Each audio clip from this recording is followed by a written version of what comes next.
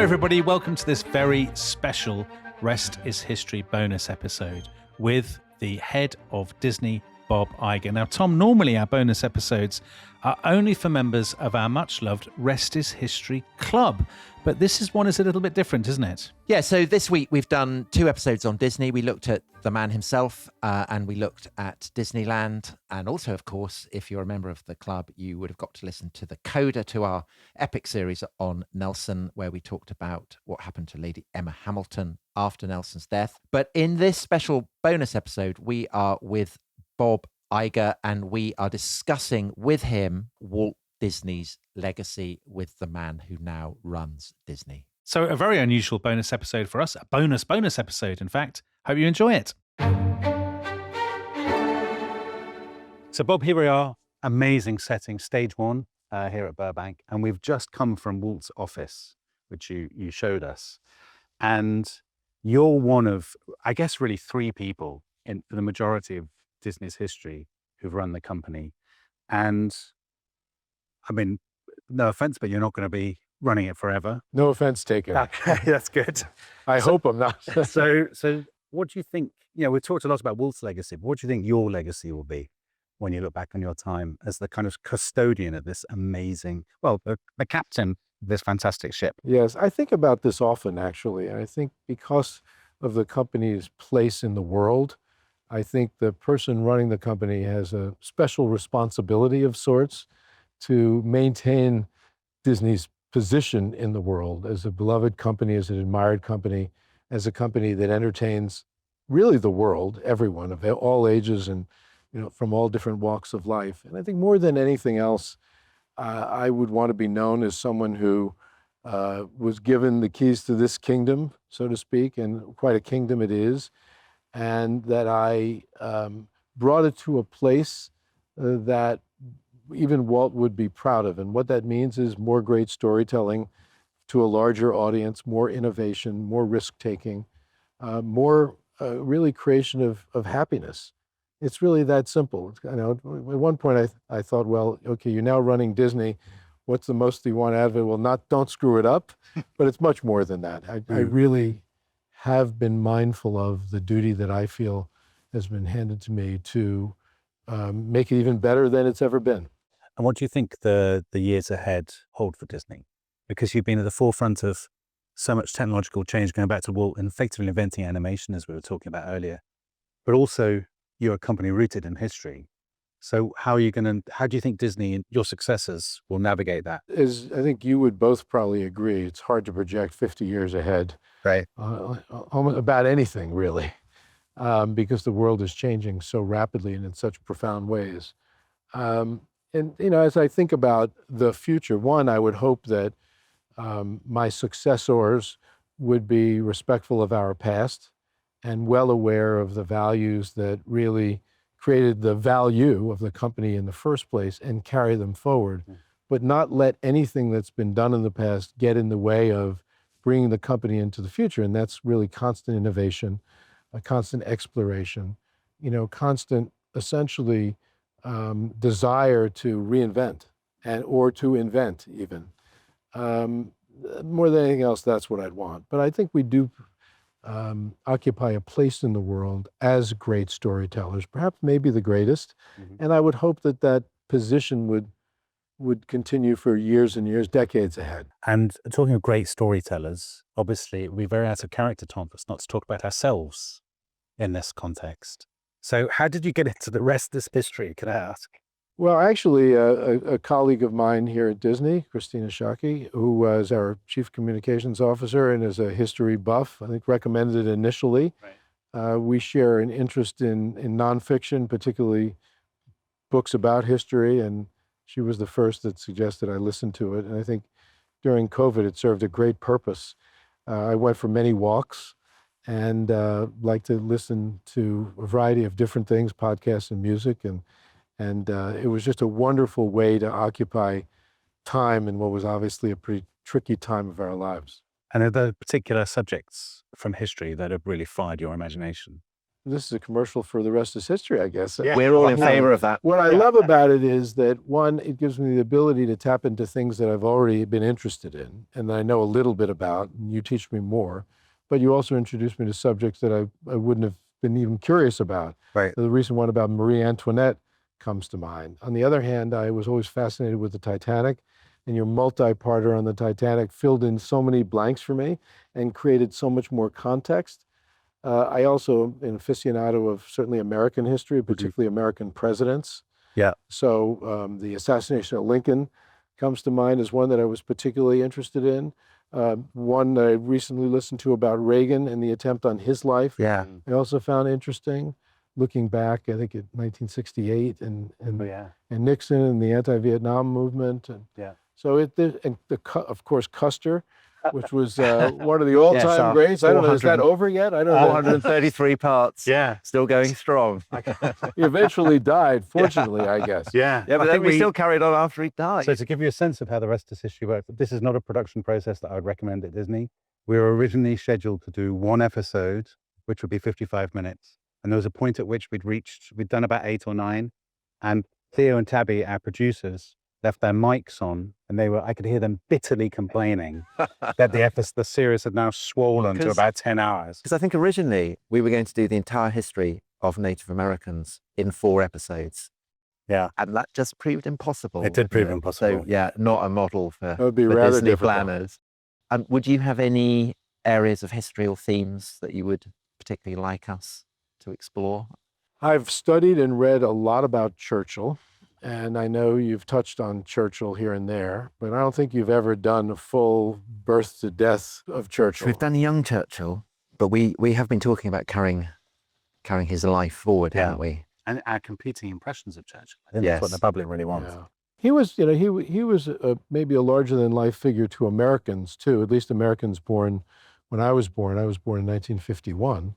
And so he was not only very much alive, but very much active in politics still. And I still remember him coming to the United States for the funeral of John F. Kennedy and thinking, here's a man that was born, I believe, in Victorian England, attending the funeral of a man who was one of the youngest presidents ever elected. And I just remember thinking about that span of history. But I was struck, we did a series on the assassination of JFK and kind of looking at his early life.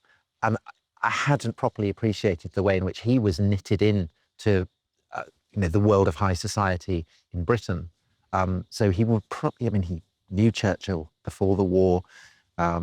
His sister married someone who then married a Mitford. Is that right? I can't remember exactly. His father was ambassador. He was then to the court of St. James. Yeah. And also had a thing or two to say about the rise of Nazism, which is I know that's something that you've also covered. Yeah, that's right. Now, something we're always asked by our Rest is History Club members, our beloved members of the Rest is History Club, they always ask us, Tom, who would you like to have dinner with from history? Bob, it would be remiss of us not to ask you. So if you could have anybody from history for dinner, you could take them to Disneyland and have dinner with them, who would it be? Well, it would have to be Walt Disney. Yes, and I think about it often. People always ask me, what would Walt think? Right. It's interesting too, because one of the things that was problematic for the company after Walt died so suddenly in 1966 is the company spent so much time asking that question, what would Walt do or what would Walt think? So I'm not really interested in turning to him for advice per se, but I would be more interested in showing him what's become of the great company that he founded. Yeah. And I wouldn't mind a bit of a report card. Perhaps it's cocky of me to think that he would give me all A's. Yeah. Which of the rides do you think he'd be most impressed by? Well, he is, I know because you've done a little studying of Walt, he never even considered them rides. They were all stories to him. They were experiences. He wasn't building rides. And many of the, not just traditions, but values that he created and essentially built, we followed basically through on essentially either his instructions or his vision. And so when we create attractions, we try to tell stories when we create attractions. Even when we create restaurants and hotels, there's a story behind it. And in particular, I'd love to show them what we built that's derived from Star Wars mythology. We call the lands Galaxy's Edge. There's one in Florida and one in his beloved Disneyland. By the way, they're billion-dollar lands, and they not only tell great stories, but as he really demonstrated back when he built Disneyland in the 50s into the 60s, he used technology to make those stories as compelling as possible in physical form, which is not easy. And these attractions in Galaxy's Edge, there are two main attractions, are an unbelievably perfect example of the blend of great technology with great storytelling in the physical world. Yeah. And I'd love for him to see that. And very expensive. And he loved spending enormous amounts of money on achieving his films. Well, yes, I guess he spent loads of money in what he did. And then he I'm made not lots sure of that he money. ever thought, it was always to him, in my opinion, about how can I tell this story better, or how can I tell a great story? And I don't think he even asked what it will cost. No, and that's why poor Roy was, oh no, you've done what? You've bought what? Yeah, well, by the way, I don't know that I should admit this too publicly, but often when we dream up ideas here, the first question we ask ourselves is not how much will it cost, is can we make it great? And then eventually you get to the, well, what is this going to cost and does it make sense? Because we're trying to serve shareholders as well as customers. But that is a Walt Disney inheritance, isn't it? I mean, that was very much his approach.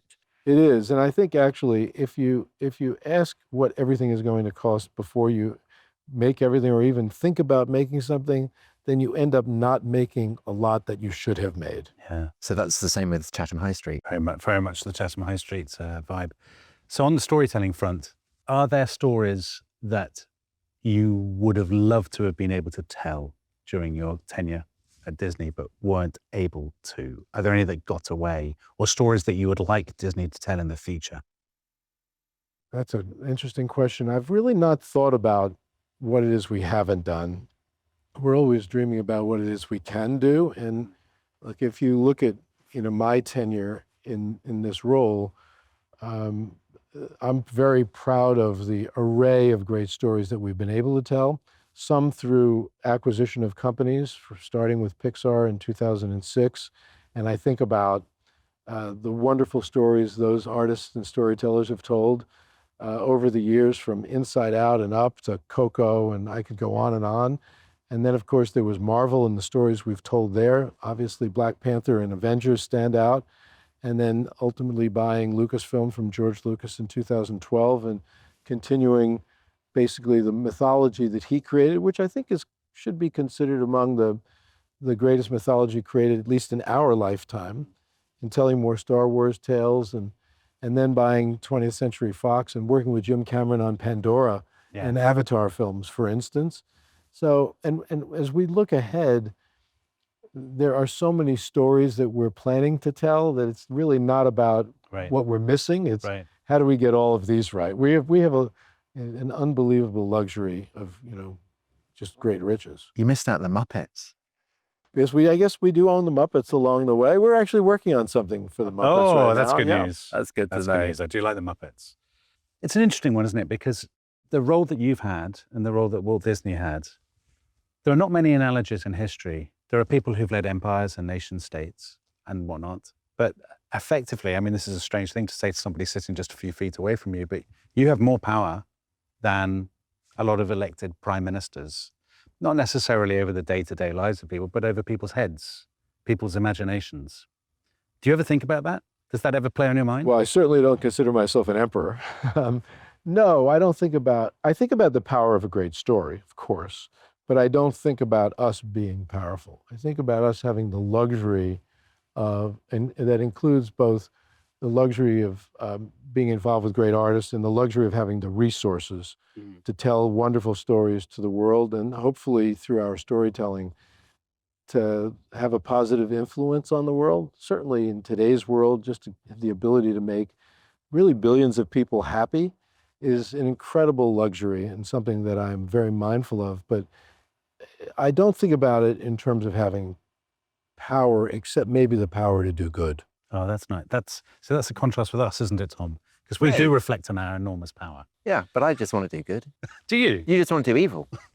That's true. That's the difference between us. But that's the balance that makes the podcast so successful. That's the yin and yang. By the way, in terms of storytelling, you may both appreciate this. One of the biggest challenges we have when we tell these stories is figuring out what the villain is all about. Right. You tell stories about villains all the time. Yeah. What is motivating the villain? Why is the villain so Well, they never villainous? think they're the villain. No do one they? thinks they're the villain. No, in they this show. don't. And we ultimately have to portray them, one, as villains, Yeah. because Yeah. I think people love stories about good and evil, particularly good triumphing over evil. But telling stories where you actually explain what is driving that villain to be so damn nasty. Well, that's one of the fascinating things with the show, actually, and with any attempt to tell a good story, is to get inside the heads of people who have different assumptions from you, right? And so we did an episode about the Nazis to try to explain why They thought that why they weren't the thought- baddies. Yeah, why did they not think they were evil? And it can often be I guess it's not unlike writing a great fictional story in that it's an act of imagination. You have to put yourself into somebody else's shoes. And that's one of the it's one of the things that history and fiction have in common, I suppose, the act of imagination. This episode is brought to you by Rocket Money. Tom, we often talk about how to organise our finances. I'm very conscious that I'm paying for a lot of mad subscriptions. And there's one thing that we've talked about often on this show. It's the thing that we probably hate more than any other, and it's a hidden fee. I would love to get my finances under control. There are all these things piling up on our bank statements, and I think I need to fix this problem. I need to sort this out and to stop this. I mean, my finances are so chaotic that I need this app. So I'll tell you what it is. It's called Rocket Money. It's a personal finance app that helps find and cancel your unwanted subscriptions. It monitors your spending and it helps to lower your bills so that you can grow your savings. With Rocket Money, you can track all of your subscriptions and you can easily cancel within the app with just a few taps, saving you time, avoiding charges. And you can also set budgets and goals and get personalized insights and regular reports to track how you're doing. They will even send you real-time alerts for large transactions, upcoming bills, refunds, and even low balances. So let Rocket Money help you reach your financial goals faster. Join at rocketmoney.com/ishistory. That's rocketmoney.com/ishistory. rocketmoney.com/ishistory. So we'll be heading to Disneyland shortly, which we're very excited about, I have to say. You first saw Disneyland, I guess, on TV. You were growing up in New York, Oceanside, I think it is. I grew up in a town called Oceanside, yeah. but I lived in Brooklyn, New York originally. Right. And that's where we had a very small black and white television. Right. And that's where I experienced Walt Disney and Disneyland for the first time. Yeah. In a program that ABC carried on its network. Yeah, because that ABC connection was really important, wasn't it? To raise the money for Disneyland. And what did Disneyland mean to you growing up at that point in time? I guess paradise, utopia. Talk us through what it kind of represented. Well, Walt was, as we know, not only a great storyteller, but one of the all-time great salesmen of his time. We Right. forget that another aspect of Walt's talent was his salesmanship. And he decided that not only to raise the money, but also to sell the product, he should have a television program. So he licensed to ABC a program that essentially told the story of building Disneyland. And so here I was as a 3, 4, 5-year-old watching on a small black and white TV, Walt not only talk about building Disneyland, but watching it on the program actually rise from the ground in Orange County, California. And I remember it being incredibly aspirational. And I think actually it served that purpose to hundreds of millions, if not billions of people around the world seeing it, which seemed like something that never existed before, a form of entertainment that he really invented. It wasn't, and I can't wait to show it to you because it is not an amusement park at all. It's a concept unto itself. The idea of filming an experiment and a project that could so easily have gone wrong, I mean, that is expressive of cojones. Yes, yes. Of an order that he repeatedly displayed throughout his career. Yes, and look, I admire so much about Walt. I'd say one of the things I admire the most is his guts. I won't use the term that you used because I'm a Disney guy. Yeah, of course. I'm more G-rated than perhaps you guys are. But he had unbelievable guts. Actually, more than guts, it was courage. Yeah. He had a vision. He was almost always convinced that his vision was right. And he had the confidence to attempt to execute it. And that's both confidence in the ability to basically build successfully, but also the ability to look really above and beyond the naysayers and those that said it can't be done. If you said something couldn't be done, Walt set about to do it. It was that simple.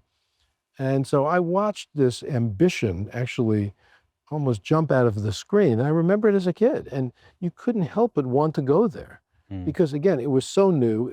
It seemed so big, so fresh, so just almost extraordinary. And actually, it's interesting. I was thinking back, bringing Disneyland to Shanghai. So here we were in the earlier part of really this century, wanting to plant a Disneyland flag of sorts in China, and thinking about not just what we would build, but whether it would become the beacon to people all around China that Disneyland was to Americans in the 50s. And it's interesting, that actually has happened, that a lot of people in China are well aware of Disneyland. It serves as the #1 tourist attraction in Shanghai. Millions, tens of millions of people have visited it, which is tiny compared to the total population of China. But as we have done research, we've discovered that people's desire to visit, and by the way, we opened Shanghai Disneyland on national television in Shanghai, just as Walt had done with Disneyland in 1955. Yeah. Learning from Walt, not just how to market, but how to ignite an interest. And it's just, it's such an interesting entertainment experience that when you see it, even in, on the screen, you almost feel you have to visit. So when we're going to Disneyland, what should we be looking out for? What are you most looking forward to showing us? Well, first of all, you have to look at how other people are experiencing it. You'll see wonder on their faces. You'll see a rush to get through the gates and get to their favorite attraction. Yeah. You'll see children and their parents and grandchildren and friends and groups of people from all different kind of collections of society walking in with a sense of wonder on their faces. So look at the people first. I still, by the way, and I don't know how many times I've been to one of our parks, it's the first thing that I experience, the first thing that hits me really when I walk in is, my goodness, look how these people are enjoying themselves. Yeah. And it's an incredibly powerful feeling to have. So watch that. You'll see immediately things that were absolutely from Walt's vision, Castle and Main Street, and things that are obviously referenced from older America. There's a lot of history there. But I think you should also look at how much we've continued to invent and expand. And as he was fond of saying, as long as there's curiosity left in the world, Disneyland will never be finished. And I've never been, but the vision of the future was important to Disneyland. So has the vision of the future evolved over time?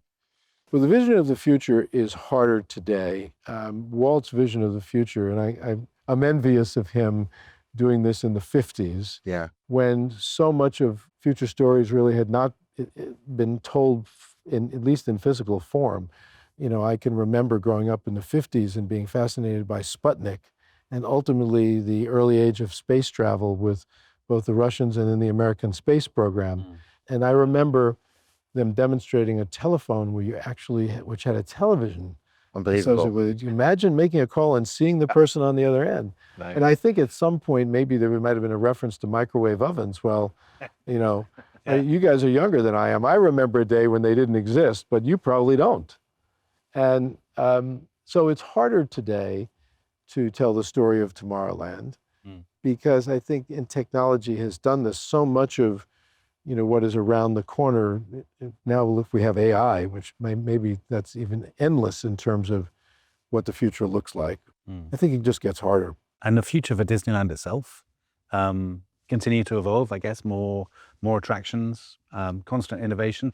So having been to Disney World, one of the things that struck me, thinking about the generations of people going, is there's an element of nostalgia to it too, isn't there? It's a place of safety and security and sort of old-fashioned values to some degree. So I guess, will Disneyland continue to kind of try to strike that balance between those two things? Yes, and look, the most recent park that we built in Shanghai, which opened almost 10 years ago, has a Seven Dwarfs attraction, right? As a for instance. Yeah. And it does, and the Pirates of the Caribbean, there's a Pirates attraction, which Walt really conceived of in the 60s at Disneyland.